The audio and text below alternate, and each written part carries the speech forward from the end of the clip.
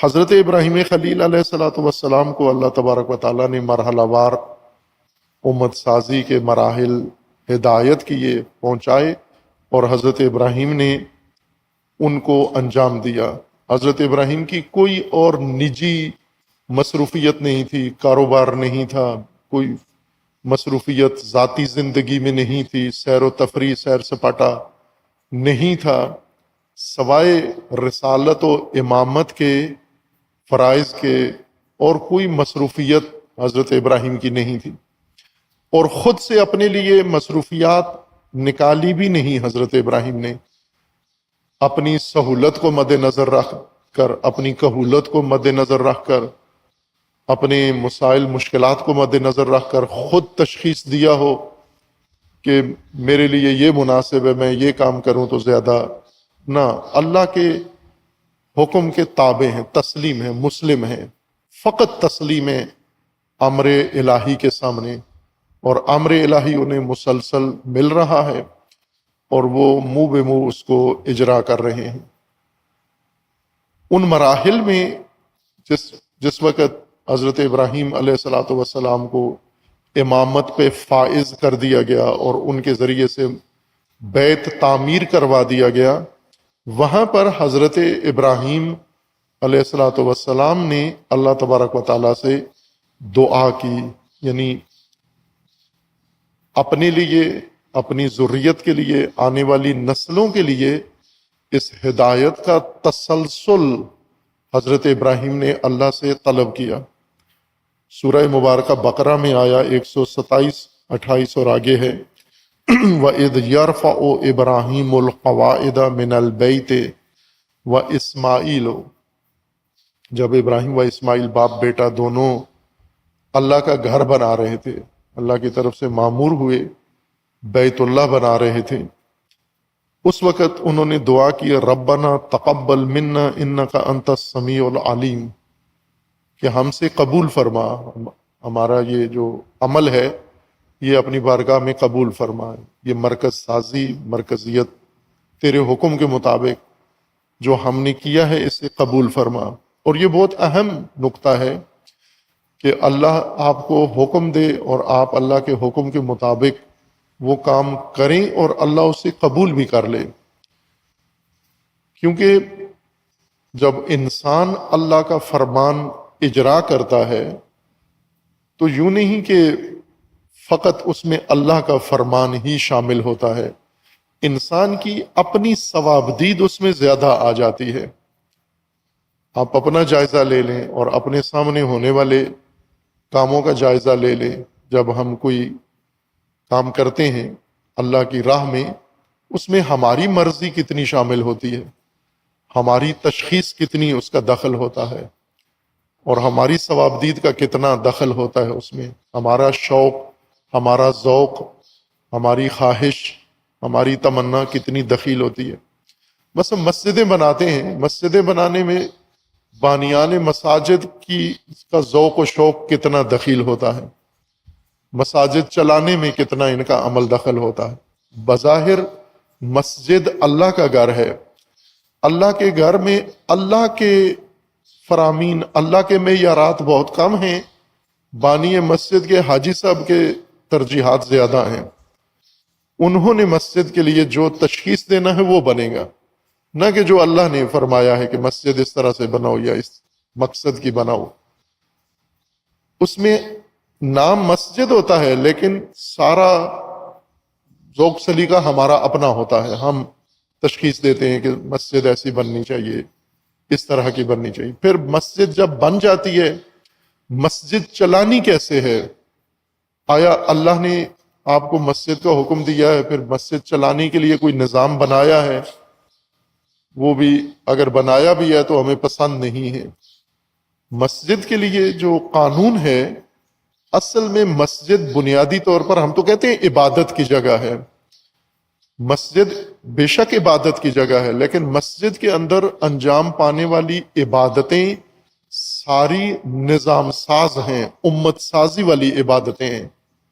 مسجد امت سازی کے لیے مرکزیت کی ضرورت ہے اس کے لیے، اور مسجد کے اندر جو اوقات رکھے گئے ہیں وہ فقط عبادت نہیں ہے، چونکہ عبادت تو 24 گھنٹوں میں سے کسی وقت بھی ہو سکتی ہے، لیکن مسجد میں وقت معین ہے، نظم ہے، ترتیب ہے، اس کے اعمال مشخص ہیں، معین ہیں۔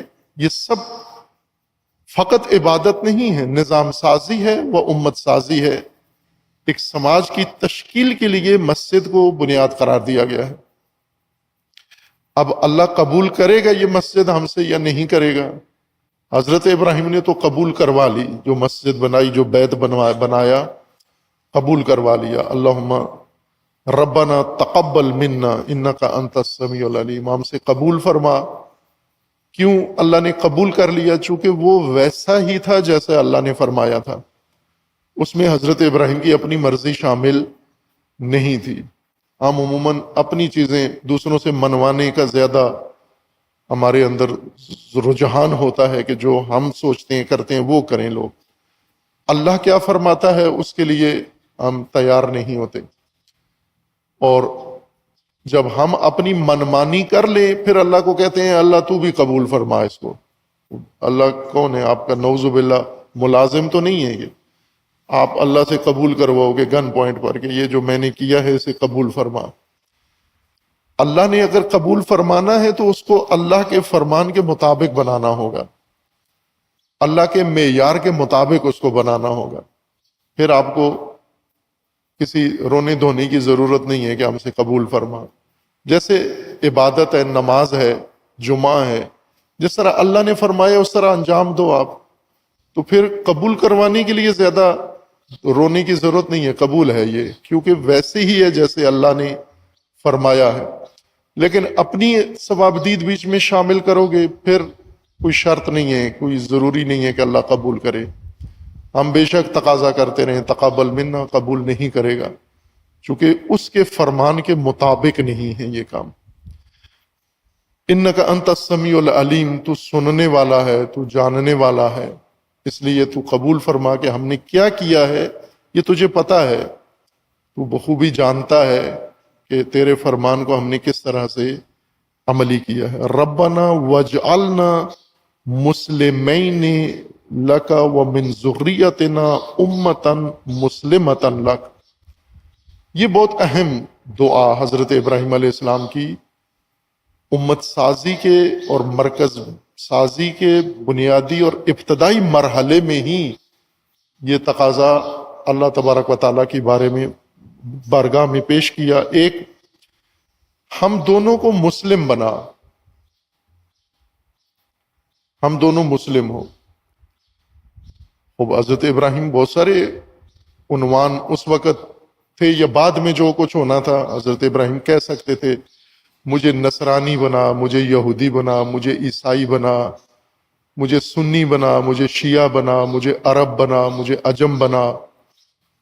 وہ حضرت ابراہیم کی ہر بات مانی جا رہی ہے، جو کچھ بھی اللہ سے مانگتے بنا دیتا اللہ، ٹھیک ہے، عربی بننا چاہتے ہو عربی بن جاؤ، عبری بننا چاہتے ہو عبری بن جاؤ، یہودی ہونا چاہتے ہو یہودی بن جاؤ، نصرانی ہونا چاہتے ہو نصرانی بن جاؤ، شیعہ بننا چاہتے ہو شیعہ بن جاؤ، سنی بننا چاہتے ہو سنی بن جاؤ۔ حضرت ابراہیم نے کہا کہ ہم دونوں کو، باپ بیٹا کو مسلم بنا، اجعلنا، تو بنا، تو قرار دے، ہمیں مسلم قرار دے، مسلم بنا، مسلم مقرر کر ہمیں تو۔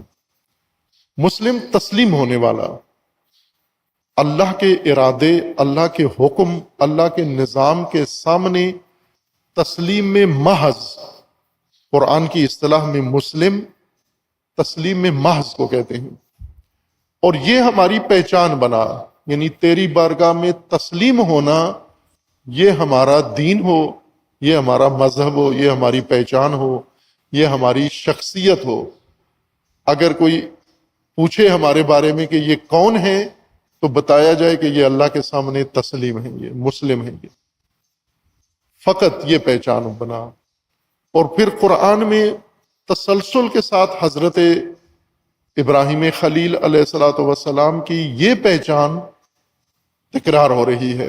اللہ تبارک و تعالیٰ نے بار بار جہاں بھی حضرت ابراہیم کی شناخت کروائی ہے، ذکر کیا ہے، اس خصوصیت کو ساتھ ضرور ذکر کیا ہے کہ وہ مسلم تھے، تسلیم، محض تسلیم تھے۔